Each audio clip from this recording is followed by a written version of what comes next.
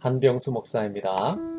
저는 오늘부터 여러분과 함께 전도서에 대해서 함께 나누고 싶은데요. 오늘은 첫 시간으로서 전도서의 목적이 무엇인가에 대해서 생각하고 싶습니다. 전도서 생각하면 가장 먼저 떠오르는 질문은 인생이란 무엇인가에 대한 것입니다. 인류의 역사에서 누구나 쉽게 던졌지만 아무도 명확하게 답변하지 못한 질문이 아닌가 싶습니다.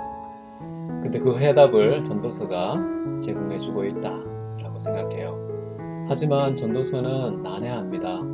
너무도 어려운 책이기 때문에 그것의 의미를 온전히 벽기려는 모든 시도가 헛되고 헛되며 헛되고 헛되니 전적으로 헛되다라고 말한 루터의 이 외침은 결코 헛되지 않구나 라는 생각을 하게 만드는 책입니다. 심지어 그 어느 누구도 전도서의 주해, 설명, 이해를 가졌다 라고 당당하게 말할 수 있는 그런 사람은 아무도 없는 것 같아요. 고작 해야 한 개인의 사적인 견해일 뿐이다 라고 저는 생각을 합니다. 다양한 사견들 중에서 루터는요, 전도서의 목적이 책 자체에는 명시되어 있지 않지만 모든 인간적인 계획들의 무익, 미래에 대한 어떤 인간적인 통치의 헛됨, 이것을 드러내는 책이다 라고 말합니다. 마이클 리튼은 전도서가 대안의 결핍, 이것을 깨닫게 해서 자비의 하나님께 자신을 전적으로 의탁하게 하는 믿음의 삶을 촉구하는 책이라고 말합니다. 제프리 마이어라는 분은요, 전도서의 궁극적인 지혜가 하나님 경외, 계명에 대한 순종을 통해서 하나님께 감사를 표하면서 그의 선물을 누리는 책이다 라고 주장했습니다. 시드니 그레이다누스라는 분은 전도서의 가르침이 헛되고 공허한 삶에서 하나님의 선물을 누리는 유의미한 삶으로 이동하기 위한 여호와 경외의 비법을 가르치는 책이다 라고 말합니다. 에이미 플란팅가 포라는 학자는 전도서의 초점이 하나님 앞에서 살아가는 피조물의 유한한 삶, 이것이 바로 전도서의 핵심이다 라고 주장해요. 다니엘 프레드릭이라는 분은 전도서가 하나님의 땅을 관리하는 인간의 기능을 묘사한 책이다 라고 말합니다. 전도서를 인생과 학문과 신앙의 결론으로 삼으려고 했던 자크 엘룰이라는 사상가가 있는데요. 그분은 전도서가 인간의 취약한 기반을 확인하게 하고 양심을 성찰하게 하고 인생의 모든 공고한 기반들을 흔들어서 역사의 대주제인 절대자의 보호가 없이는 모든 인간이 무너질 수밖에 없고 너무나도 허약한 인간의 운명, 그 앞에 우리를 직면하게 만드는 책이다 라고 말합니다. 겸손의 바닥을 체험하게 하는 책이라는 뜻이겠죠. 더글라스 쇼 오도넬이라는 분은 전도서의 목적이 헛된 자존감과 모든 교만을 버리고 하나님의 지혜를 소유하게 만드는 순종하는 믿음, 이것이 바로 목적이라고 말합니다. 참 다 일리가 있는 주장이라고 저는 생각해요. 그렇지만 저는 또 하나의 사견, 저의 사적인 견해를 추가하고 싶은데요. 전도서가 뭐냐? 저는 창세기 15장 1절의 주석이다. 가장 뛰어난 성경적인 주석. 이것이 바로 전도서다 라고 주장합니다.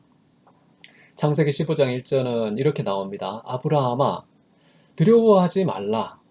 나는 너의 방패요 너의 지극히 큰 상급이니라 라고 나와 있습니다. 정말 짧은 구절, 이것이 단 한 권 분량으로 설명한 책이 전도서라는 것이죠.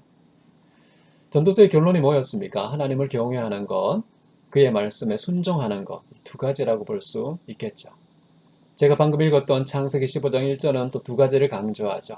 하나님은 우리의 방패, 두려워할 이유가 없는 방패, 그리고 두 번째는 지극히 큰 상급.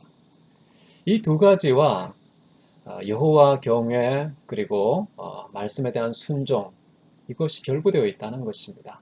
먼저 두려워하지 말라. 하나님은 우리의 방패가 되신다. 이 말의 의미는요. 여호와를 경외하라 라는 의미하고 같습니다. 하나님을 경외하라 라는 말은요. 다른 어떠한 것도 두려움의 대상으로 삼지 말라는 의미가 담겨 있는 것이죠. 그래서 아브라함에게 두려워하지 말라. 내가 너의 방패다 라는 것은 다르게 표현하면 전도자의 어법을 빌려서 말한다면 하나님만 경외해라 라는 뜻이죠. 두 번째, 하나님을 지극히 큰 상급으로 누리는 방식이 뭐냐 했을 때에는 그의 모든 말씀을 지켜 행하는 것이죠. 하나님 말씀에 순종하는 것보다 더 뛰어나게 하나님 자신을 지극히 큰 선물로 누리는 방식은 없습니다. 하나님 말씀에 순종하는 것, 이것은 숙제가 아닙니다. 우리 인생의 자유로운 기쁨과 행복을 방해하는 족쇄도 아닙니다. 역설적으로 하나님의 일방적인 명령에 우리가 일방적으로 반응하는 이런 가불관계처럼 보이지만은 창조자와 피조물 사이의 가장 아름다운 형태의 관계성은 명령하고 순종하는 그것에서 이루어집니다. 사람들 사이에는 그렇지 않습니다. 그런데 하나님과 인간 사이, 창조자와 피조물 사이에는 명령과 순종의 관계가 창조자 자신을 지극히 큰 선물로, 상급으로 누리는 최고의 유일한 방법이라는 것입니다.